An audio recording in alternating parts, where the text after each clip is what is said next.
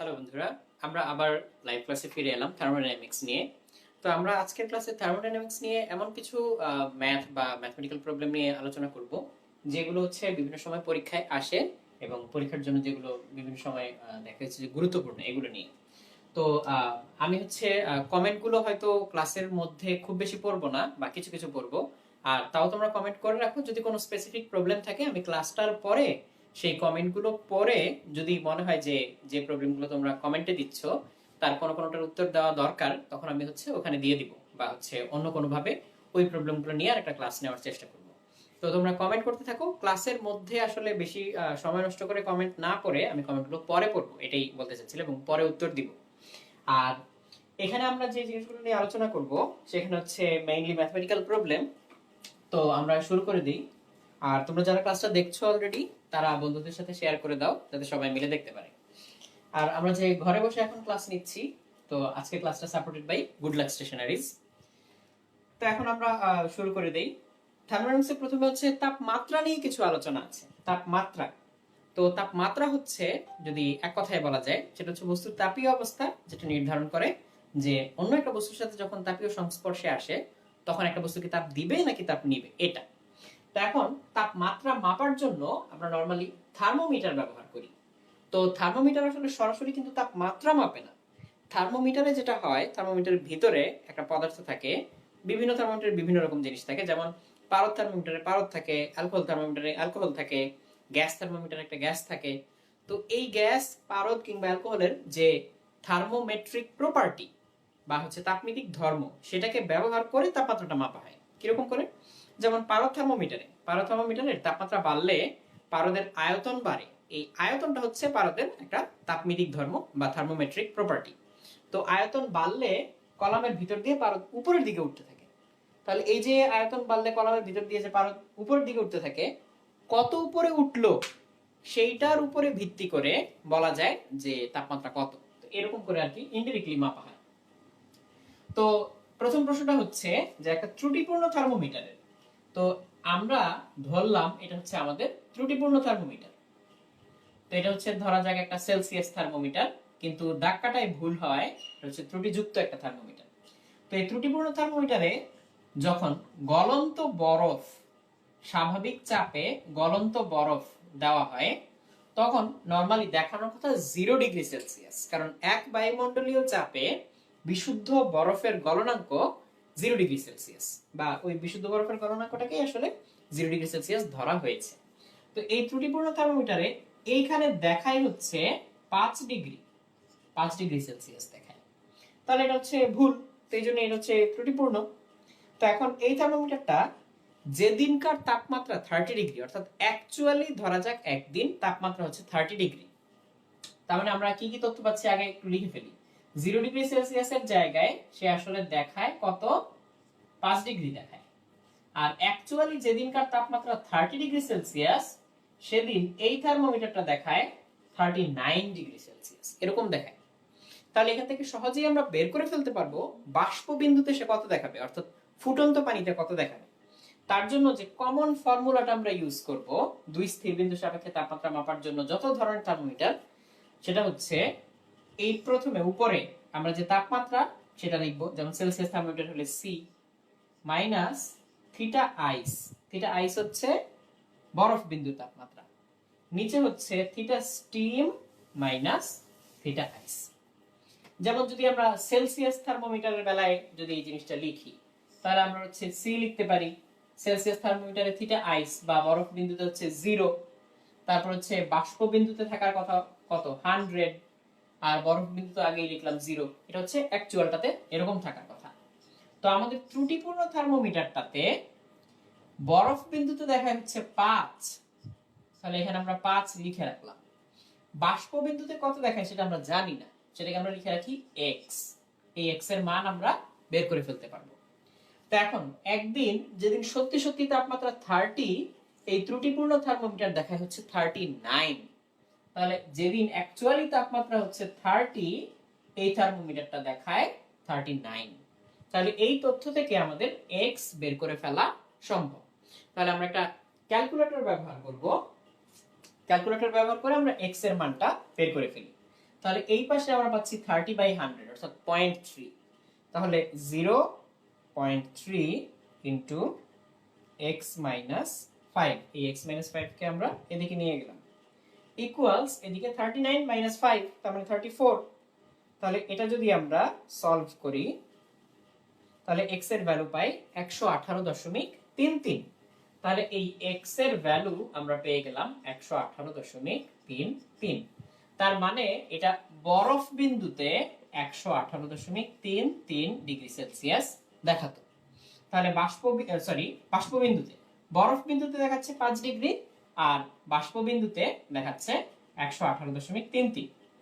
এইবার প্রশ্ন হচ্ছে যে একটা বস্তুর তাপমাত্রা এই ত্রুটিপূর্ণ থার্মোমিটার যদি 45 ডিগ্রি সেলসিয়াস দেখায় তাহলে অ্যাকচুয়াল তাপমাত্রা কত?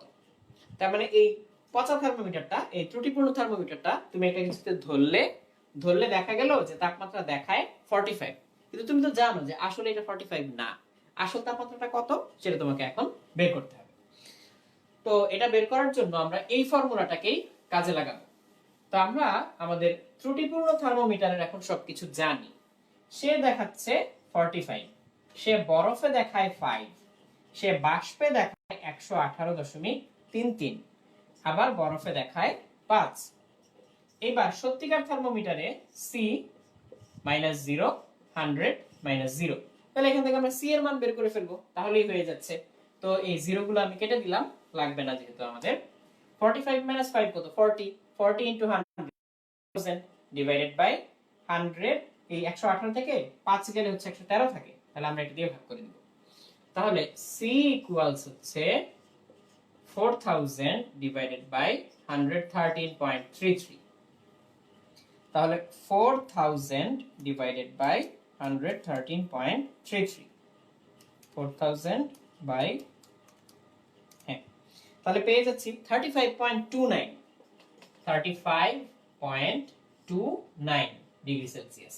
তাহলে এইটা হচ্ছে প্রকৃত তাপমাত্রা। তার মানে একটা থার্মোমিটার যদি ত্রুটিপূর্ণ হয়ও তুমি কিন্তু এই ফর্মুলা ইউজ করে বের করে ফেলতে পারবে যে ও যতই দেখাক আসলে তাপমাত্রাটা কত।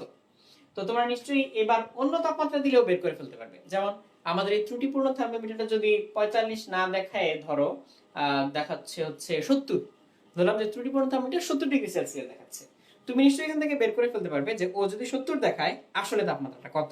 তো এরকম যে কোনো টেম্পারেচার এখন বের করা যাবে।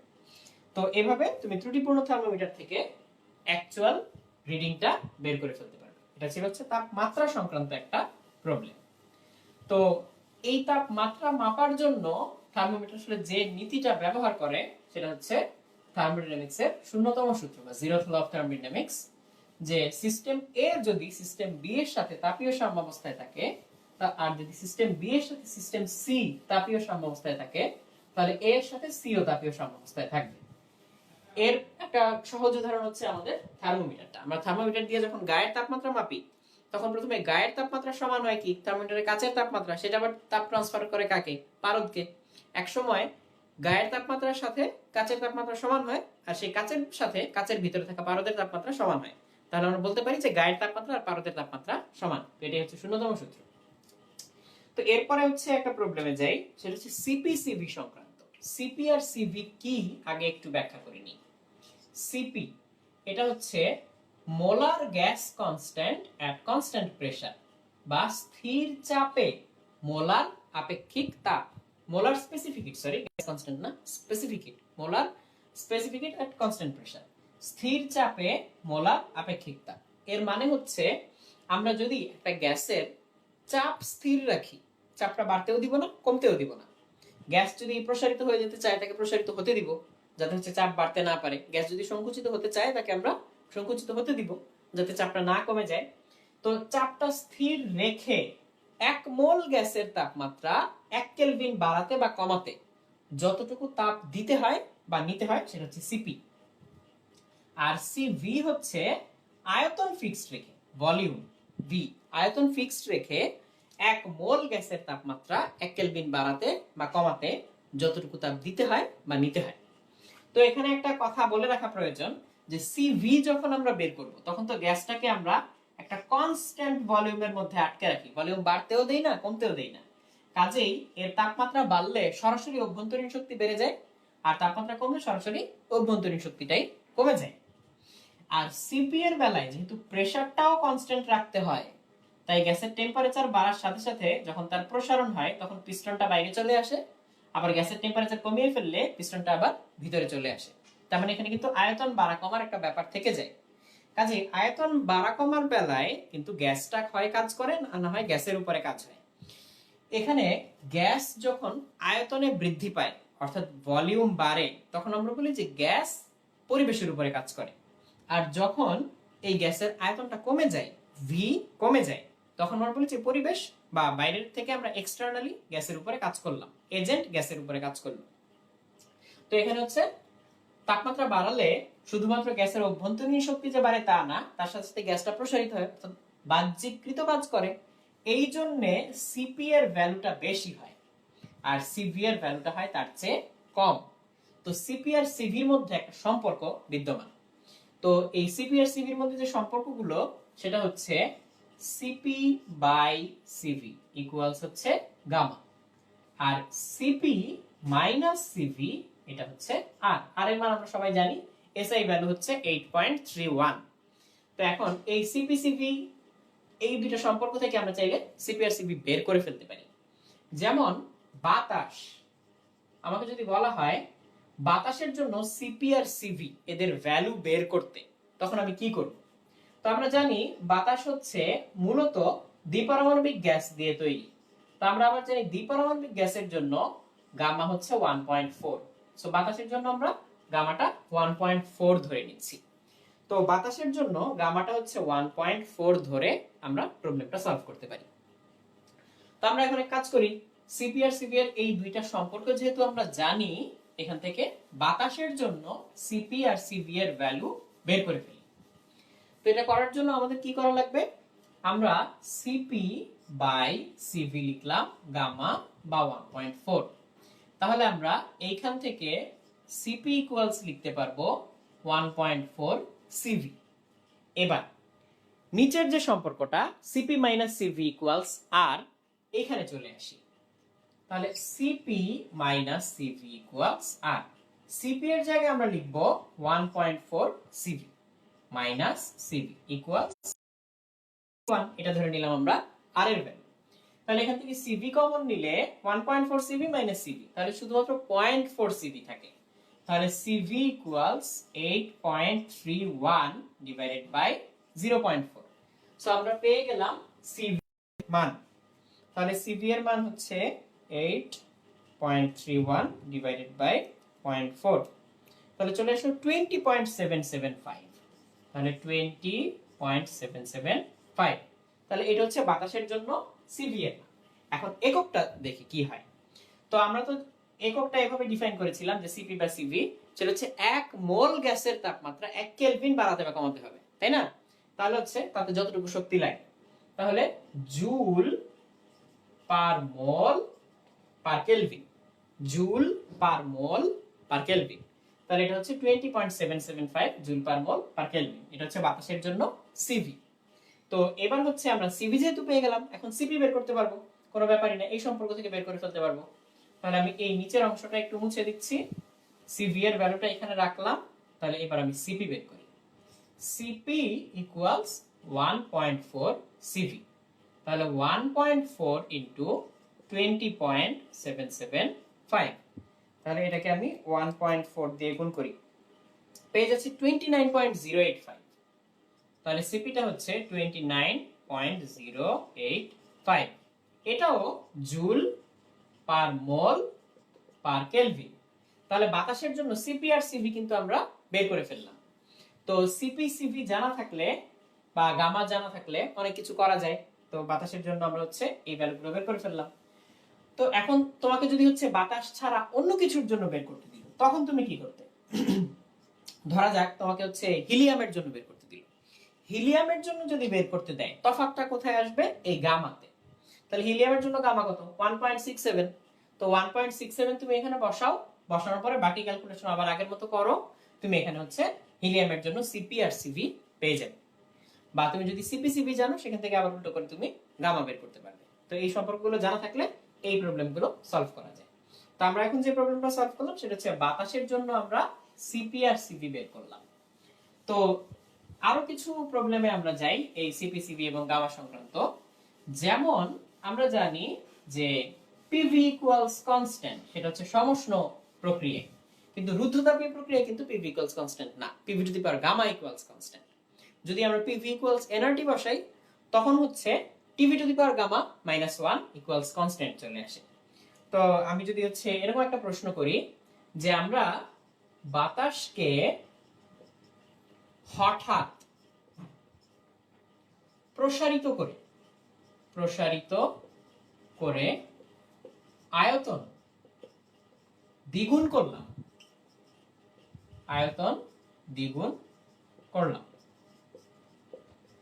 তাপমাত্রা কত শতাংশ হ্রাস পাবে বা কত শতাংশ পরিবর্তন হবে, এই হচ্ছে প্রশ্ন। যে বাতাসকে হঠাৎ প্রসারিত করে আয়তন দ্বিগুণ করা হলো, তাপমাত্রা কত শতাংশ পরিবর্তন হবে। তাহলে এখানে সবচেয়ে ইম্পর্টেন্ট ব্যাপার হচ্ছে এই যে হঠাৎ করে প্রসারিত করা। যদি হঠাৎ করে গ্যাসের আয়তন চেঞ্জ করা হয়, সংকুচিত করা হয় বা প্রসারিত করা হয়, তখন গ্যাসটা হচ্ছে তাপ আদান প্রদান করার জন্য যথেষ্ট সুযোগ পায় না। যদি পাত্রের দেয়াল অপরিবাহী হয় তাহলেও তাপ আদান প্রদান করার জন্য সুযোগ পায় না। তখন হচ্ছে হঠাৎ করে না করলেও চলবে, যেহেতু পাত্রের দেয়াল পুরোপুরি অপরিবাহী, তাই এমনিতেও তাপ ঢুকবেও না, বেরো হবে না। কাজেই তাপ যদি আমি ঢুকা বা বের হওয়ার রাস্তা বন্ধ করে দেই তখন সেই প্রক্রিয়াটা হচ্ছে রুদ্ধতাপীয় প্রক্রিয়া বা অ্যাডিয়াবেটিক প্রসেস। তো অ্যাডিয়াবেটিক প্রসেস বা রুদ্ধতাপীয় প্রক্রিয়ায় যেহেতু তাপ ঢুকে না বা বের হয় না, তখন হচ্ছে যেটা হয়, আমি যদি প্রসারিত করে ফেলি তখন প্রসারিত করা মানে কি, গ্যাস কাজ করলো, তাই না? তাহলে কাজ করার শক্তিটা কোত্থেকে পাবে? অবশ্যই অভ্যন্তরীণ শক্তি থেকে পাবে। আর অভ্যন্তরীণ শক্তি দিয়ে যদি এখন কাজটা করতে হয়, অভ্যন্তরীণ শক্তি নিশ্চয়ই কমে যাবে। তার মানে অন্য কথায় বলতে গেলে তাপমাত্রা কমে যাবে। আর যদি আমি গ্যাসকে হঠাৎ করে সংকুচিত করি তাহলে বাইরে থেকে আমি গ্যাসের উপরে কাজ করলাম, যেহেতু আমি ওই গ্যাসকে তাপ আদান প্রদানের সুযোগ দিচ্ছি না, তাহলে এই কাজটা গ্যাসের ভিতরে জমা থাকবে অভ্যন্তরীণ শক্তি হিসেবে।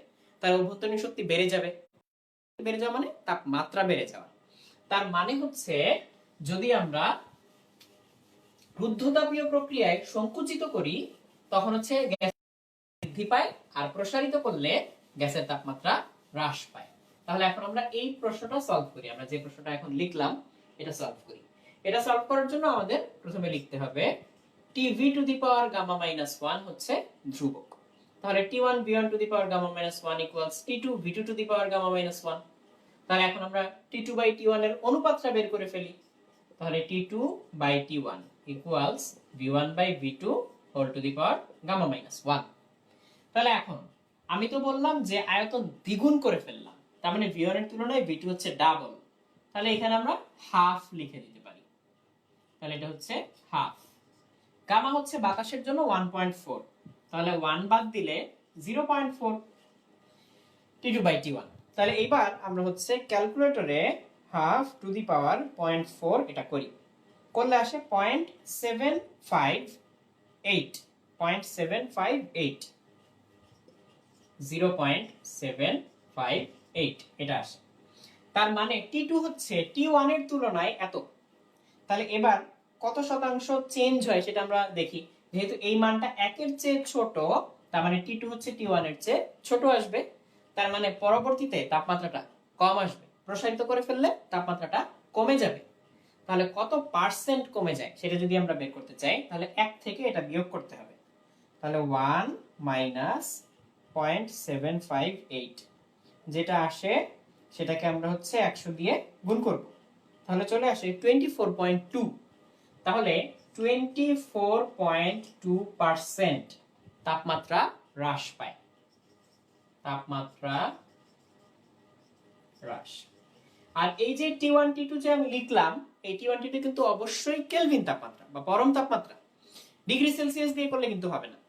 যেমন এখানে যদি টি1 300 কেলভিন থাকতো তাহলে এখানে আমরা হিসাব করলে পেয়ে যেতাম টি2 কত কেলভিন হয়। কিন্তু যদি প্রশ্নে টি1 দেওয়া থাকে যে 25 ডিগ্রি সেলসিয়াস, আমরা কিন্তু এখানে 25 বসাতে পারবো না। আমাকে অবশ্যই আগে কেলভিনে নিতে হবে, তারপরে হচ্ছে এই কাজটা করতে হবে। কেলভিনে না নিয়ে এই ফর্মুলায় আমরা মান বসাবো না। তো এটা করলে আমরা হচ্ছে কারেক্ট রেজাল্টটা এখন পেয়ে যাব। তাহলে 24.2% তাপমাত্রা হ্রাস পাচ্ছে হঠাৎ করে প্রসারিত করার কারণে। তো এটা হচ্ছে রুদ্ধতাপীয় প্রসারণ সংক্রান্ত একটা প্রবলেম গেল। রুদ্ধতাপীয় প্রসারণ নিয়ে আমরা পরবর্তীতে আরো প্রবলেম দেখব, কৃতকাজ কিভাবে হিসাব করতে হয় সেটাও দেখব। তো আপাতত এটা দেখলাম। তো এরপরে আমরা পরবর্তী প্রবলেমটাতে যাই। পরবর্তী প্রবলেমটা হচ্ছে তাপগতিবিদ্যার প্রথম সূত্র নিয়ে। আমরা প্রথম সূত্রটার যে বিবৃতি সেটা জানি, dq equals du plus dw।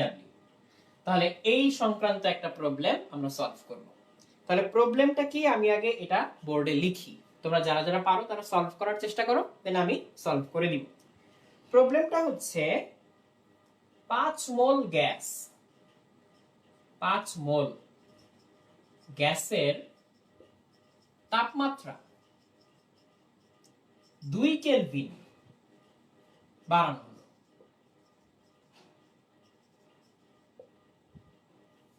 সিস্টেমে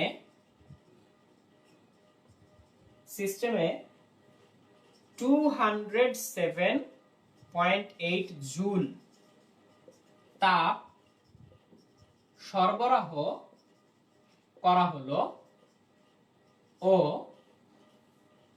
সিস্টেম 83 জুল কাজ করলো। এই হচ্ছে প্রশ্ন। 5 মোল গ্যাসের তাপমাত্রা 2 কেলভিন বাড়ানো হলো। এই 5 মোল গ্যাসটা হচ্ছে আমাদের সিস্টেম। 2 কেলভিন বাড়ানো হলো, সিস্টেমে 207.8 জুল তাপ সরবরাহ করা হলো এবং সিস্টেম 83 জুল কাজ করলো। এখন আমার প্রশ্ন হচ্ছে, যে গ্যাসটা আমি ব্যবহার করলাম এই গ্যাসটা কি এক পারমাণবিক, দ্বিপারমাণবিক নাকি বহু পারমাণবিক? এই হচ্ছে আমার প্রশ্ন। তাহলে যারা যারা অ্যানসারটা দিতে পারবে তারা ঝটপট কমেন্টে লিখে ফেলো, আমি পরে কমেন্টগুলো চেক করে রিপ্লাই দিব। তো এখন এটা আমরা কিভাবে করি দেখি, যে এক পারমাণবিক, দ্বিপারমাণবিক নাকি ত্রিপারমাণবিক। তুমি যদি হচ্ছে কমেন্টে লিখতে পারো যে এক পারমাণবিক বা দ্বিপারমাণবিক বা বহু পারমাণবিক, মনোটমিক, ডায়াটমিক, ট্রাই বা পলিএটমিক, তাহলেই হবে। তাহলে এটা কিভাবে করা যায়? তো তথ্যগুলো খেয়াল করো। 5 মোল গ্যাস, তাপমাত্রা কত বাড়ানো হচ্ছে? 2 কেলভিন। আর সিস্টেমে তাপ সরবরাহ করা হচ্ছে, সিস্টেম কর্তৃক শোষিত তাপ, এটা হচ্ছে 207.8 জুল। আর সিস্টেম কাজ করলো, এই কথাটা সবচেয়ে গুরুত্বপূর্ণ। দেখো, সিস্টেম 83 জুল কাজ করলো। সিস্টেম কাজ করা মানে কি? গ্যাসটা প্রসারিত হচ্ছে। যদি আমি বলতাম সিস্টেমের উপর 83 জুল কাজ হচ্ছে, তাহলে সিস্টেমটা হচ্ছে সংকুচিত হতো। এখানে সিস্টেম কাজ করে, তার মানে সিস্টেমটা প্রসারিত হয়। এই হচ্ছে ব্যাপার। তো আমি প্রশ্নটা এখানে একটু মুছে দিচ্ছি, যেহেতু তথ্যগুলো আমাদের জানা হয়ে গেল। এবার হচ্ছে আমি সলিউশনটা দেখাই। আমরা এই উপরের ফর্মুলা দিয়ে শুরু করব। dq equals du plus dw। তো এখানে dq হচ্ছে সিস্টেম কর্তৃক শোষিত তাপ, সেটা হচ্ছে 207.8 জুল। সিস্টেম কাজ করলো 83। সিস্টেম যদি কাজ করে তাহলে এটা পজিটিভ হয়, সিস্টেমের উপরে কাজ হলে নেগেটিভ হয়। তাহলে এখান থেকে আমরা du বের করে ফেলতে পারবো। তাহলে du বের করার জন্য কি, এখান থেকে এটা বাদ দিলেই চলবে। তো আমি একটা ক্যালকুলেটর নিচ্ছি, নিয়ে 207.8 এখান থেকে বাদ দিচ্ছি 83। তাহলে 83 বাদ দিলে থাকে হচ্ছে 124.8। তাহলে এটা হচ্ছে 124.8 জুল। তাহলে আমরা du পেয়ে গেলাম। তাহলে এইবার আমরা হচ্ছে dq আর du এগুলোকে কিভাবে ভেঙে লিখতে পারি সেটা দেখি।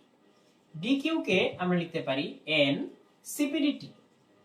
n cpdt, n ছিল আমাদের 5 মোল, cp আমরা জানি না, আর dt বা তাপমাত্রার বৃদ্ধি ছিল হচ্ছে 2 কেলভিন, আর dq কত ছিল? 207.8। তাহলে 5 দুগুণে 10, 10 দিয়ে ভাগ করলে পেয়ে যাব, 10 দিয়ে ভাগ করলে 20.78।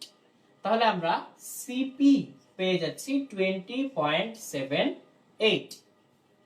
তাহলে আমরা এখান থেকে cp বের করে ফেললাম গ্যাসটার জন্য। তাহলে এখন যদি এক পারমাণবিক, দ্বিপারমাণবিক বা বহু পারমাণবিক এটা বের করতে হয়, আমাদের লাগবে গামা। cp জানি, তাহলে cv জানলেই আমরা গামা বের করে ফেলতে পারবো। তাহলে সিভি আমরা এখান থেকে বের করে ফেলতে পারি।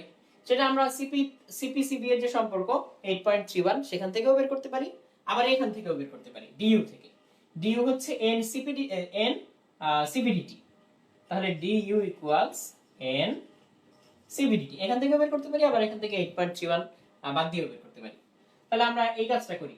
তাহলে ডিইউ হচ্ছে এন সিপিডিটি 124.8 ইকুয়ালস 5 মোল সিভি জানি না, 2 কেলভিন তাপমাত্রা বাড়াচ্ছে, 5 দুগুণে 10, 10 দিয়ে ভাগ দেই 12.48, তাহলে সিভি হচ্ছে 12.48।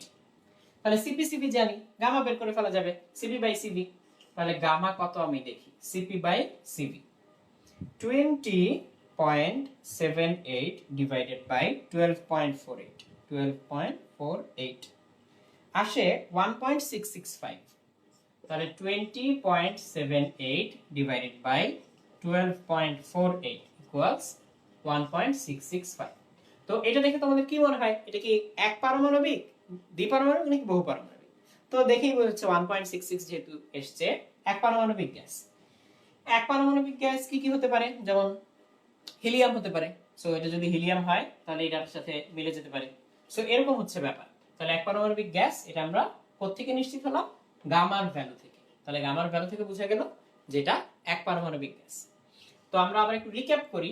আমাদেরকে বলা ছিল যে সিস্টেমে 207.8 জুল তাপ আমি দিলাম, সিস্টেম 83 জুল কাজ করলো, সেখান থেকে আমি পেয়ে গেলাম ডিইউ। আর ডিকিউ কে আমি লিখলাম এন সিপিডিটি, সেখান থেকে সিপি বের হয়ে গেল। ডিইউ কে লিখলাম এন সিভিডিটি, সেখান থেকে সিভি বের হয়ে গেল। আর সিপি আর সিভি এর অনুপাত থেকে আমরা বের করে ফেললাম যে গামাটা কত।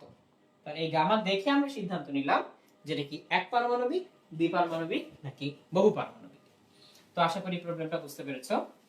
তো এটা ছিল হচ্ছে তাপগতিবিদ্যার সূত্র সংক্রান্ত আরেকটা প্রবলেম।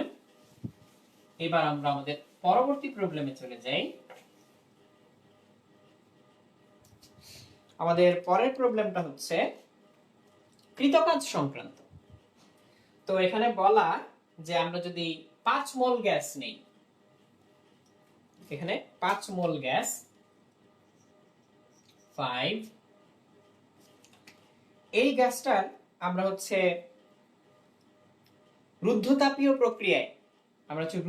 প্রক্রিয়ায় তাপমাত্রা পরিবর্তন করলাম, তার ফলে কতটুকু কাজ হবে সেটা আমরা বের করতে চাই। তো রুদ্ধতাপীয় প্রক্রিয়ায় যেহেতু ভলিউম চেঞ্জ করলে তাপমাত্রা চেঞ্জ হয়ে যায়, তো এখানে হচ্ছে দুইটা তাপমাত্রা থাকবে, শুরুর তাপমাত্রা একটা, শেষের তাপমাত্রা একটা। তো 5 মোল গ্যাস গামা হচ্ছে 1.4।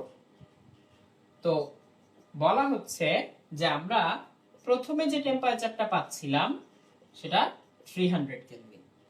এরপরে গ্যাসটাকে সংকুচিত বা প্রসারিত করার ফলে, রুদ্ধতাপীয় প্রক্রিয়ায় সংকুচিত বা প্রসারিত করার ফলে টেম্পারেচার হয়ে গেল 280 কেলভিন। তাহলে বলতে হবে যে গ্যাসটাকে কি সংকুচিত করা হয়েছিল নাকি প্রসারিত করা হয়েছিল, এটা বলতে হবে, এবং কি পরিমাণ কাজ হয় সেটা বলতে হবে। তখন আমি একটু আগে বলেছিলাম যে যদি রুদ্ধতাপীয় প্রক্রিয়া আমরা হঠাৎ করে প্রসারিত করলে গ্যাসটা হঠাৎ করে এক্সপ্যান্ড করে এবং তাপমাত্রা কমে যায়। আর যদি সংকুচিত করি রুদ্ধতাপীয় প্রক্রিয়ায়, তাপ বের হওয়ার জায়গা নেই, সংকুচিত করে ফেললাম, এক জায়গায় বেশি তাপ জড়ো হচ্ছে, তখন তাপমাত্রা বেড়ে যায়। তাহলে এখানে যেহেতু দেখাই যাচ্ছে যে তাপমাত্রা কমে গেল, তার মানে রুদ্ধতাপীয় প্রক্রিয়ায় সিস্টেমটাকে প্রসারিত করা হয়েছে। তাহলে আমাদের প্রথম অ্যান্সার হচ্ছে প্রসারিত। এবার দ্বিতীয় অংশটা বের করি যে কৃতকাজ কত। কৃতকাজের ফর্মুলা হচ্ছে nr by 1 minus gamma T2 minus T1। সহজ ফর্মুলা, আমরা এখন ভ্যালু বসিয়ে দিলেই পেয়ে যাব। 5 ইন্টু 8.31, 1 মাইনাস 1.4, 280 মাইনাস 300। তাহলে আমি ক্যালকুলেটরে বসিয়ে দিচ্ছি মানটা, তাহলে আমরা পেয়ে যাব যে কতটুকু কাজ হয়। 5 into 8.31 divided by minus 0.4 into minus 20 বসিয়ে দিলে আমরা পাচ্ছি 2077.5। তাহলে এই হচ্ছে আমাদের কৃতকাজ। তাহলে এতটুকু কাজ হচ্ছে বাইরে থেকে আমরা এই সিস্টেমের উপরে করলাম। এটা কিন্তু হচ্ছে বাইরে থেকে করা কাজ, সিস্টেমের উপরে কৃতকাজ। এই ডাব্লিউ হচ্ছে সিস্টেমের উপরে কৃতকাজ। আর যদি আমরা সিস্টেম কর্তৃকৃত কাজ চাইতাম তখন এখানে T1 - T2 লিখতাম, তাহলেই হয়ে যেত। সো এখানে যে ফর্মুলাটা আমি লিখলাম এটা হচ্ছে সিস্টেম কর্তৃক এই গ্যাসের উপরে কৃত কাজ।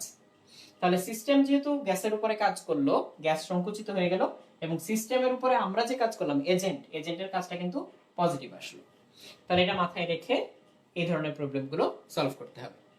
তো এটা তো গেল হচ্ছে রুদ্ধতাপীয় প্রক্রিয়ায় কৃতকাজের ফর্মুলা।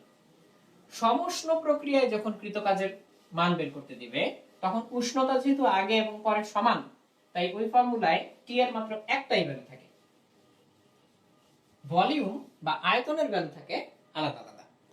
সেটা হচ্ছে nRT ln V2/V1, nRT ln V2/V1।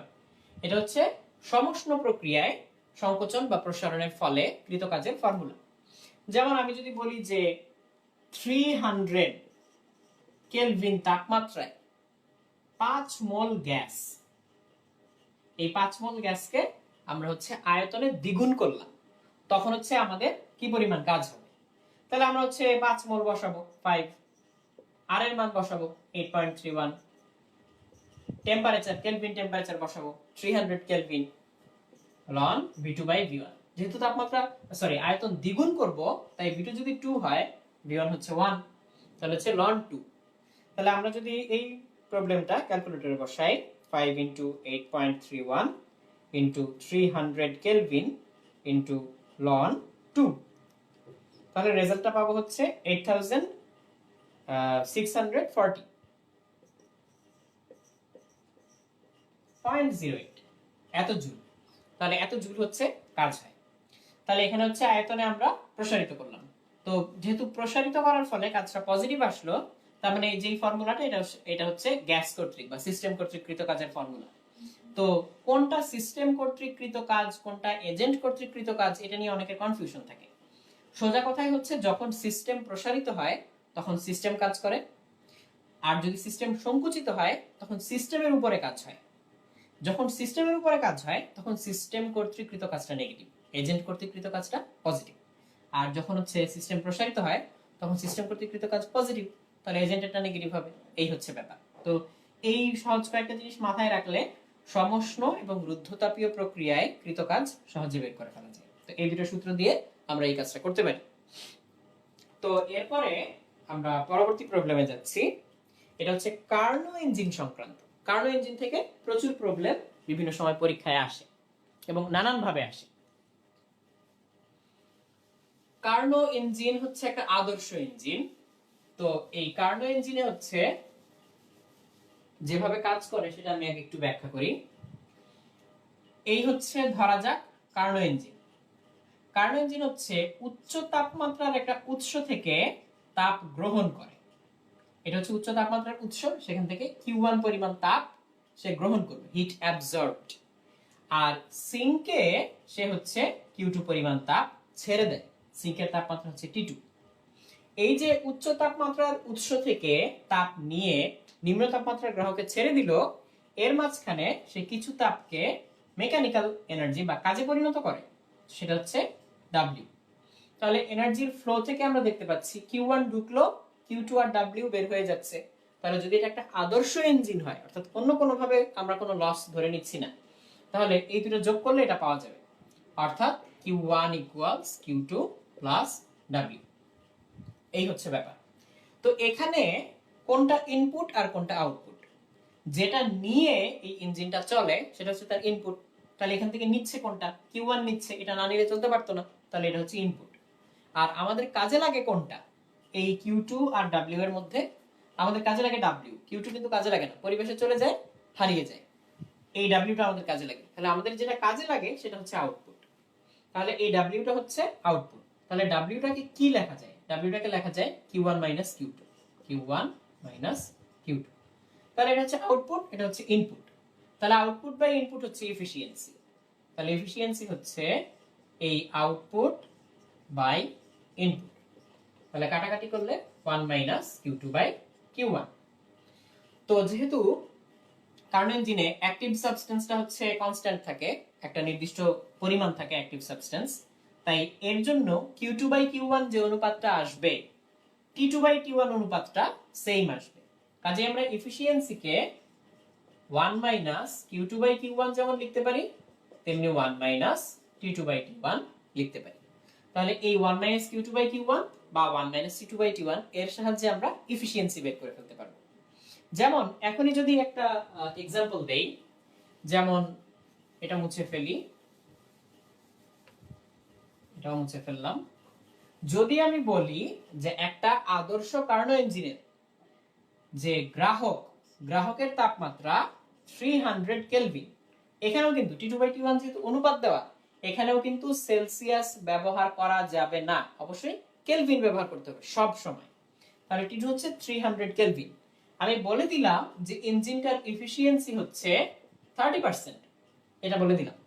তারপর বললাম এফিসিয়েন্সি আরো 2% বৃদ্ধি করতে উৎসের তাপমাত্রায় কি পরিবর্তন করা লাগবে, এই হচ্ছে প্রশ্ন। এফিসিয়েন্সি আরো 2% বৃদ্ধি করতে উৎসের তাপমাত্রায় কি পরিবর্তন করতে হবে। তাহলে দেখি, তাহলে আমরা এফিসিয়েন্সি 30% হচ্ছে 0.3 ইকুয়ালস 1 মাইনাস T2/T1। তাহলে T2 হচ্ছে 300, তাহলে T2 না লিখে আমি এখানে 300 লিখলাম। তাহলে এখান থেকে আমরা কি বের করতে পারবো, T1 বের করতে পারবো। তাহলে একটা ক্যালকুলেটরের সাহায্যে আমরা T1 বের করতে পারি। তাহলে এখান থেকে আমরা T1 বের করব, 0.3 equals 1 minus 300 by x। তাহলে এখান থেকে T1 বের হয়ে যাবে। তাহলে T1 অর্থাৎ উৎসের তাপমাত্রা যেটা বের হচ্ছে 428.57 কেলভিন। তাহলে এটা হচ্ছে উৎসের তাপমাত্রা। তাহলে উৎসের তাপমাত্রার একটা মান আমরা কিন্তু পেয়ে গেলাম। এরপরে বলা হচ্ছে যদি আমরা এফিসিয়েন্সি আরো 2% বৃদ্ধি করতাম তখন উৎসের তাপমাত্রা কত হওয়া লাগতো। তাহলে এটা 30 না হয়ে 32% হয়ে যেত, তখন 32।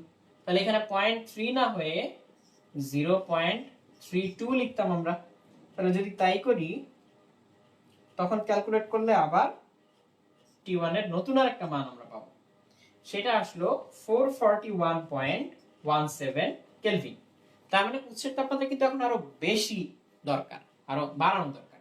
তাহলে কতটুকু বাড়াতে হবে, 441.17 মাইনাস 428, তাহলে 428.57, তাহলে চলে আসে 12.6।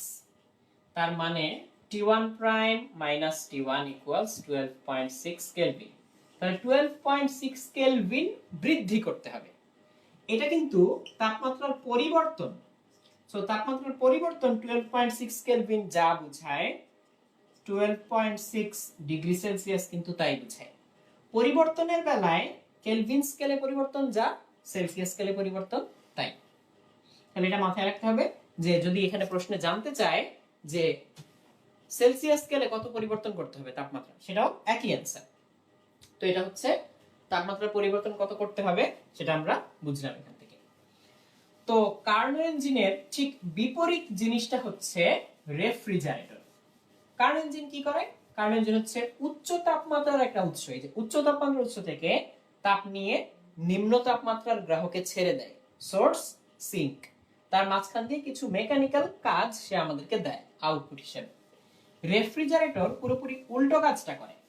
রেফ্রিজারেটর যেটা করে সেটা হচ্ছে নিম্ন তাপমাত্রার বস্তু থেকে তাপ বের করে নিয়ে এসে উচ্চ তাপমাত্রার পরিবেশে তাপ ছেড়ে দেয়। এজন্য রেফ্রিজারেটরকে বলা হচ্ছে হিট পাম্প। তো রেফ্রিজারেটর ক্রিয়ানীতি যদি আমি ব্যাখ্যা করতে চাই, এরকম একটা ছবি আঁকা যায়, এই হচ্ছে আমাদের রেফ্রিজারেটর। সে যেটা করে, ধরা যাক ফ্রিজের ভিতরে যে জিনিসগুলোকে তাজা রাখা লাগে, খাবার, মাছ, মাংস, ফলমূল, সেখান থেকে সে তাপ নিয়ে নেয়, নিয়ে বাইরের উচ্চ তাপমাত্রার পরিবেশে তাপ ছেড়ে দেয়। তাহলে এইখান থেকে সে তাপ আসলে নিবে, Q1 পরিমাণ তাপ সে এখান থেকে নিয়ে নিল, আর ছেড়ে দিবে কোথায়, উচ্চ তাপমাত্রার পরিবেশে। সে Q2 পরিমাণ তাপ ছেড়ে দিবে। কিন্তু এই কাজটা সে আপনা আপনি করতে পারবে না, কারণ আমরা জানি যে তাপ সবসময় উচ্চ তাপমাত্রা থেকে নিম্ন তাপমাত্রায় প্রবাহিত হয়। রেফ্রিজারেটর করতে চাচ্ছে উল্টো কাজ, তাহলে জোর করে করতে হবে। তাহলে বাইরে থেকে মেকানিক্যাল এনার্জি W তাকে সাপ্লাই দিতে হবে। তাহলে এই সাপ্লাইটা আমরা কিভাবে দেই? আমরা ইলেকট্রিক্যাল এনার্জি ফ্রিজে দেই, যার কারণে ফ্রিজের কম্প্রেসর চলতে পারে এবং চলে এই কাজটা করতে পারে। তাহলে এনার্জি ফ্লো ডায়াগ্রাম থেকে দেখা যায় এই দুটো ঢুকে আর এটা বের হয়। কাজে এটা যদি আইডিয়াল কন্ডিশন হয়, অন্য কোনো ভাবে যদি হিট লস না হয়, তার মানে হচ্ছে কোনো ধরনের হচ্ছে ভাইব্রেশন সাউন্ড এগুলো যদি না হয়, তখন আমরা দেখবো যে এই Q1 আর W মিলে Q2 হয়। তাহলে Q2 equals W plus Q1। তো এখন এখানে ইনপুট কোনটা আর আউটপুট কোনটা? আবারও আগের কথায় আসি, যেটা নিয়ে ও চলে সেটা হচ্ছে তার ইনপুট। যদি আমরা এই মেকানিক্যাল এনার্জিটা না দিতাম সেই কাজটা করতে পারতো না, সো এটা ইনপুট, ডাব্লিউটা হচ্ছে ইনপুট, এটাই হচ্ছে ইনপুট। আউটপুট কোনটা? দেখতে পাচ্ছি যে ফ্রিজ থেকে Q2 হিট বের হয়ে যায়, যেটা বের হয়ে যায় সেটাই কি আউটপুট? না, আউটপুট হচ্ছে আমাদের যে অংশটা কাজে লাগে। বাইরে যে তাপটা ছেড়ে দিচ্ছে সেটা আমাদের কাজে আসে না, কিন্তু খাবার থেকে যে তাপটা নিয়ে নিচ্ছে তার ফলে খাবারটা যে ঠান্ডা হয়ে গেল এটাই আমাদের কাজে আসে। তাহলে এই Q1টা হচ্ছে আউটপুট।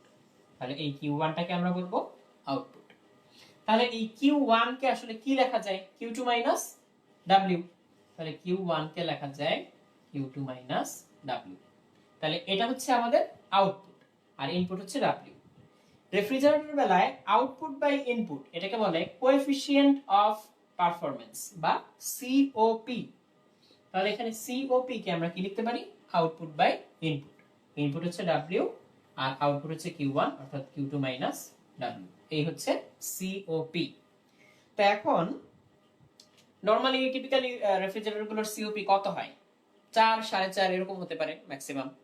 তো আমরা একটা এক্সাম্পলের জন্য ধরে নিলাম যে আমাদের সিওপি হচ্ছে 4। সিওপি ধরলাম 4। তাহলে এখন প্রশ্ন হচ্ছে, যদি আমরা রেফ্রিজারেটরে 1 কেজি পানি 1 কেজি পানির তাপমাত্রা 10 ডিগ্রি কমাতে চাই, তাহলে কি পরিমাণ শক্তি বাইরে থেকে সরবরাহ করা লাগবে? এই হচ্ছে আমাদের প্রশ্ন। তাহলে রেফ্রিজারেটরের সিওপি আমরা জানি 4। কি করতে হবে? 1 কেজি পানির তাপমাত্রা 10 ডিগ্রি কমাতে চাই। তাহলে 1 কেজি পানির তাপমাত্রা 10 ডিগ্রি কমানোর জন্য এম এস ডেল থিটা এই পরিমাণ হিট অপসারণ করা লাগবে। এই পরিমাণ হিট অপসারণ করতে পারলে তাপমাত্রাটা কমবে। তাহলে এম কত? 1 কেজি। পানির জন্য এস কত? 4200। ডেল থিটা কতটুকু? 10। তাহলে আমরা দেখছি 42000, এটা হচ্ছে এমএস ডেল থিটা। এটাই হচ্ছে Q1 বা কতটুকু হিট আমরা এখান থেকে বের করে দিলাম। তাহলে এইটার জায়গায় আমরা লিখলাম হচ্ছে 42000। আর সিওপি কত? সিওপি তো বলা 4, তাহলে আমরা এখান থেকে W পেয়ে যাব। তাহলে W হচ্ছে 42000 ডিভাইডেড বাই 4। তাহলে 42000 ডিভাইডেড বাই 4 চলে আসলো 10500। তাহলে W ইকুয়ালস আসে 10500 জুল। তার মানে আমরা রেফ্রিজারেটরে বাইরে থেকে 10500 জুল কাজ সাপ্লাই দিলে রেফ্রিজারেটর হচ্ছে পানি থেকে এই পরিমাণ হিট বের করে বাইরের পরিবেশে ছেড়ে দিবে। ছেড়ে দিলে 1 কেজি পানির তাপমাত্রা 10 ডিগ্রি সেলসিয়াস কমে যাবে। তাহলে পরিবেশে ছাড়লো কতটুকু? পরিবেশে ছাড়বে এই W তো ছাড়বেই, প্লাস যেটুকু নিল সেটাও ছাড়বে, W প্লাস Q1। তাহলে টোটাল ছাড়বে 42000 প্লাস 10500। এই পরিমাণ হিট সে বাতাসে ছেড়ে দিবে। তার মানে 52500 জুল হিট বাতাসে বা পরিবেশে ছেড়ে দিবে। তাহলে পানিটা 1 কেজি পানির তাপমাত্রা 10 ডিগ্রি কমে যাবে। এই হচ্ছে ব্যাপার। তো যে রেফ্রিজারেটরের সিওপি হচ্ছে যত কম, দেখা যাবে যে তার জন্য কি হবে, কতটুকু কাজ করতে হবে সেটা আমরা বুঝতে পারবো। যেমন এই রেফ্রিজারেটরের সিওপি যদি হচ্ছে 4 না হয়ে যদি 2 হতো, তখন আমাদেরকে মেকানিক্যাল কাজ সাপ্লাই দিতে হতো কিন্তু আরো বেশি, আরো ডাবল কাজ সাপ্লাই দিতে হতো। তার মানে সিওপি যত বেশি তত কিন্তু ভালো। বেশি সিওপি মানে অল্প কাজ বাইরে থেকে সাপ্লাই দিয়ে খাবার থেকে বেশি বেশি হিট বাইরে বের করে নিয়ে আসা যায়। তো এই হচ্ছে সিওপি সংক্রান্ত ব্যাপার। তো আমরা এই প্রবলেমটা দেখলাম সিওপি কিভাবে কাজ করতে হয়। এরপরে আমরা আমাদের পরবর্তী প্রবলেমে চলে যাব এনট্রপি নিয়ে।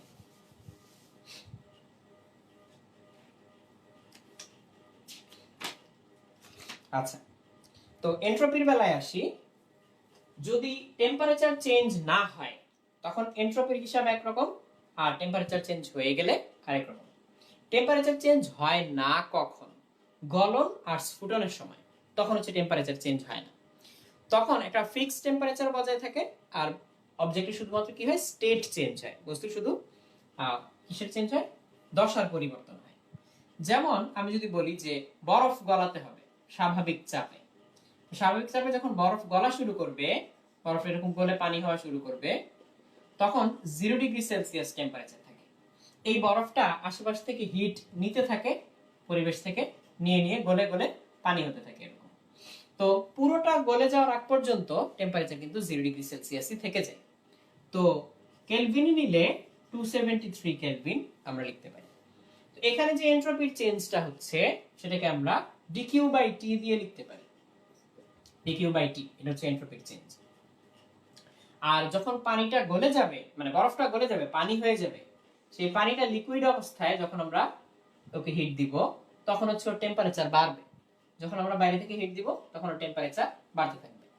তখন এন্ট্রপির চেঞ্জের ফর্মুলা হচ্ছে এমএস লন টি2 বাই টি1। টি2 হচ্ছে পরবর্তী তাপমাত্রা, টি1 হচ্ছে পূর্ববর্তী তাপমাত্রা। তো এন্ট্রপির চেঞ্জটা আমরা খালি মাপতে পারি। তো এই ফর্মুলাগুলো দিয়ে এন্ট্রপির চেঞ্জটা মাপা যায়, টোটাল এন্ট্রপির পরিমাণ মাপা যায় না। এটা হচ্ছে এন্ট্রপির চেঞ্জ। তাহলে এটা হচ্ছে যখন তাপমাত্রা পরিবর্তন হয় না তখন এন্ট্রপির চেঞ্জের ফর্মুলা, এটা হচ্ছে যখন তাপমাত্রা পরিবর্তন হয় তখন এন্ট্রপি চেঞ্জের ফর্মুলা। তো এবার আমরা একটা স্পেসিফিক এক্সাম্পল দিয়ে আগে। এক্সাম্পলটা হচ্ছে আমাদের কাছে -2 ডিগ্রি সেলসিয়াস তাপমাত্রা 1 কেজি বরফ ছিল, সেখান থেকে 500 গ্রাম বাষ্প তৈরি করতে হবে। তাহলে এন্ট্রপির চেঞ্জ কত? তাহলে প্রথমে ছিল বরফ, বরফের টেম্পারেচার -2 ডিগ্রি সেলসিয়াস। তো আমরা এখন এটাকে কেলভিনে কনভার্ট করে ফেলি। 0 ডিগ্রি সেলসিয়াস হচ্ছে 273 কেলভিন, তাহলে আরো 2 ডিগ্রি কম, 271 কেলভিন। এরপরে এটা প্রথমে 273 কেলভিন অর্থাৎ 0 ডিগ্রি সেলসিয়াসের বরফে পরিণত হবে। তারপর সেখান থেকে 0 ডিগ্রি সেলসিয়াস তাপমাত্রার বা 273 কেলভিনের পানিতে পরিণত হবে। তারপর সেই পানিটা তাপমাত্রা বাড়তে বাড়তে 373 কেলভিন অর্থাৎ 100 ডিগ্রি সেলসিয়াস তাপমাত্রার পানিতে পরিণত হবে। তারপর সেখান থেকে আমরা শুধুমাত্র 500 গ্রামকে বাষ্পে পরিণত করব। তাহলে এখানে হচ্ছে টেম্পারেচারটা 373 কেলভিন থেকে যাবে, কিন্তু 500 গ্রাম। তাহলে এখানে 1 কেজি ছিল, এটাও 1 কেজি, এটাও 1 কেজি, 1 কেজি, কিন্তু এখানে 500 গ্রাম। তাহলে এই যে স্টেট চেঞ্জ হচ্ছে বা অবস্থার পরিবর্তন হচ্ছে, তার মাঝখানে মাঝখানে আবার তাপমাত্রা বেড়ে যাচ্ছে, এই অংশগুলোতে আমরা এন্ট্রপির চেঞ্জ ক্যালকুলেট করতে পারবো। যেমন প্রথমে বরফের তাপমাত্রা বাড়লো, তাহলে এম এস বরফের জন্য হচ্ছে 2100 লন টি2 বাই টি1, 273 271। এটা হচ্ছে প্রথম অংশটা। এরপরে বরফ যখন গলে যাবে তখন কিন্তু তাপমাত্রা চেঞ্জ হয় না, ফিক্স থাকে। ডিকিউ তাহলে কিভাবে বের করি? এম এল এফ, ভর ইন্টু গলনের আপেক্ষিক সুপ্ততাপ। তাহলে 1 কেজি ইন্টু বরফ গলনের আপেক্ষিক সুপ্ততাপ কত? 3,36,000, এই ডিভাইডেড বাই টেম্পারেচারটা। এখানে টেম্পারেচার কত? 273 ছিল। এরপরে আবার পানির তাপমাত্রা বাড়লো, তো পানির জন্য আবার এমএস ডেল থিটা। তাহলে সরি, এমএস লন টি2 বাই টি1, এম হচ্ছে 1 কেজি, এস পানির জন্য 4200 লন টি2 বাই টি1।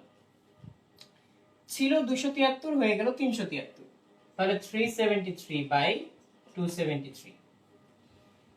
এরপরে ফোর্থ স্টেপ, এবার হচ্ছে বাষ্প হবে, আবার হচ্ছে তাপমাত্রা চেঞ্জ হচ্ছে না, এবার কিন্তু হাফ কেজি। আর বাষ্পীভবনের আপেক্ষিক সুপ্ততাপ 22,68,000। তাহলে ডিকিউ বাই টি, টি কত? 373। এই সবটুকু যোগ করলে আমরা পেয়ে যাব টোটাল কতটুকু এন্ট্রপি বৃদ্ধি পায়। তাহলে আমরা একটা ক্যালকুলেটরের সাহায্যে এই হিসাবটা এখন করে ফেলতে পারি। 2100 ln 273/271 plus 336,000/273 plus 4200 ln 373/273 plus 0.5 into 2268,000 divided by 373 সব মিলে হচ্ছে কত 5597.272 তো যা আসে তাই ক্যালকুলেটর হিসাব করে যা আসলো সেটাই হচ্ছে টোটাল এনট্রপির বৃদ্ধি কতটুকু বাড়ে সেটা। তো এইভাবে ধাপে ধাপে আমরা হিসাব করে করতে পারি। তো খেয়াল করার বিষয় হচ্ছে যে এতক্ষণ পর্যন্ত 1 কেজি ছিল, শেষে আমাদেরকে বাষ্প তৈরি করে করতে বলা হচ্ছে 500 গ্রাম, এই জন্য আমরা হচ্ছে লাস্টে এসে হাফ দিয়ে গুণ করলাম 500 গ্রাম দিয়ে। তো এইভাবে হচ্ছে এনট্রপির চেঞ্জটা হিসাব করা যায়। আর আরেকটা মজার ব্যাপার হচ্ছে যে টোটাল এনট্রপি আসলে সবসময় বাড়ে। কেউ যখন কাউকে তাপ দেয় বা নেয়, অর্থাৎ তাপের আদান প্রদান হয় যখন, তখন হচ্ছে টোটাল এনট্রপির পরিমাণ বেড়ে যায়। কিরকম ভাবে সেটা একটা ছোট্ট এক্সাম্পল দিয়ে দেখাই। নরমালি আমরা যা দেখি যে উচ্চ তাপমাত্রার বস্তু থেকে নিম্ন তাপমাত্রার বস্তুতে তাপ সঞ্চারিত হয়। তাহলে ধরা যাক পাশাপাশি দুইটা বস্তু, এর টেম্পারেচার হচ্ছে T1, এর টেম্পারেচার হচ্ছে T2, T1 বড় T2 ছোট, তাহলে ওকে তাপ দিবে। তাহলে ধরা যাক খুব অল্প একটু তাপ দিল, মাত্র জাস্ট অল্প একটু তাপ দিল, সেই তাপের পরিমাণ হচ্ছে dQ। তাহলে ও যতটুকু তাপ দিবে ও ঠিক ততটুকু তাপই নিবে, অন্য কোনো ভাবে কোনো লস হচ্ছে না। তাহলে ও যেহেতু তাপ দিয়ে দিল, ওর এনট্রপি কমে যাবে। তাহলে ওর এনট্রপি কমে যাবে, এতটুকু কমে যাবে বুঝাতে আমরা মাইনাস দিলাম। আর ও যেহেতু এতটুকু তাপ নিয়ে নিল, তাহলে ওর বেড়ে যাবে এতটুকু। তাহলে আমরা এখানে হচ্ছে এনট্রপি চেঞ্জের ওই ফর্মুলাটা ইউজ করলাম যেখানে তাপমাত্রা চেঞ্জ হয় না, মাত্র অল্প একটু তাপ দেওয়া নেওয়া করার কারণে ওর তাপমাত্রা খুব একটা কমেও নি বা ওর তাপমাত্রা খুব একটা বাড়েও নি, তাই এগুলো সেম সেম রয়ে গেল। তো এখন যে দিয়ে দিল তাপ, তার যতটুকু কমে গেল, আর যে নিয়ে নিল তাপ তার এতটুকু বেড়ে গেল। খেয়াল করে দেখো ডিকিউ কিন্তু সেম দুটার জন্য, কিন্তু T1 তো বড়, তাই নিচে যদি বড় জিনিস থাকে তাহলে মাইনাসের অংশটা ছোট, আর T2 তো হচ্ছে কম তাপমাত্রা ছিল, তাহলে হচ্ছে নিচের ছোট জিনিস থাকা মানে কি প্লাসের অংশটা বড়, তাহলে ওভারঅল মাইনাসের চেয়ে প্লাস বেশি, তার মানে ওভারঅল কিন্তু এনট্রপির পরিমাণ বাড়লো। তো এরকম করে যত হিট ট্রান্সফার হয় এনট্রপির পরিমাণ বাড়তেই থাকে বাড়তেই থাকে। তো বাড়তে বাড়তে একসময় যখন ম্যাক্সিমাম হয়ে যাবে সেটাকে বলে thermal death of the universe. তখন হচ্ছে শক্তির টোটাল শক্তির পরিমাণ একই থাকলেও শক্তি আদান প্রদান করার মতো কোনো ব্যবস্থা করা যাবে না। আর যদি শক্তি আদান প্রদান করা না যায়, শক্তি রূপান্তর করা যাচ্ছে না, তখন আমরা হচ্ছে শক্তি রূপান্তর করতে না পারলে আর ওই শক্তিটাকে কাজে লাগাতে পারবো না। আমরা ইঞ্জিনে যেটা করি বা ব্যাটারিতে যেটা করি সেটা কিন্তু সবসময় শক্তি রূপান্তর করে থাকি।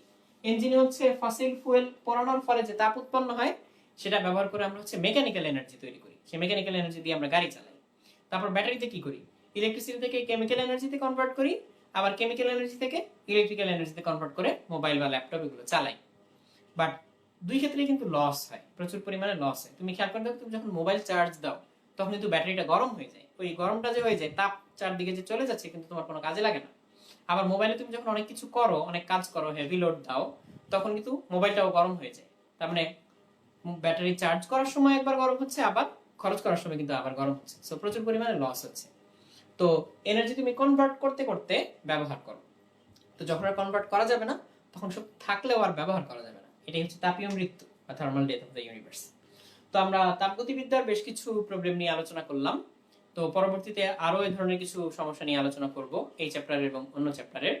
তো ততদিন পর্যন্ত সবাই ভালো থেকো, সুস্থ থেকো এবং নিরাপদে থেকো।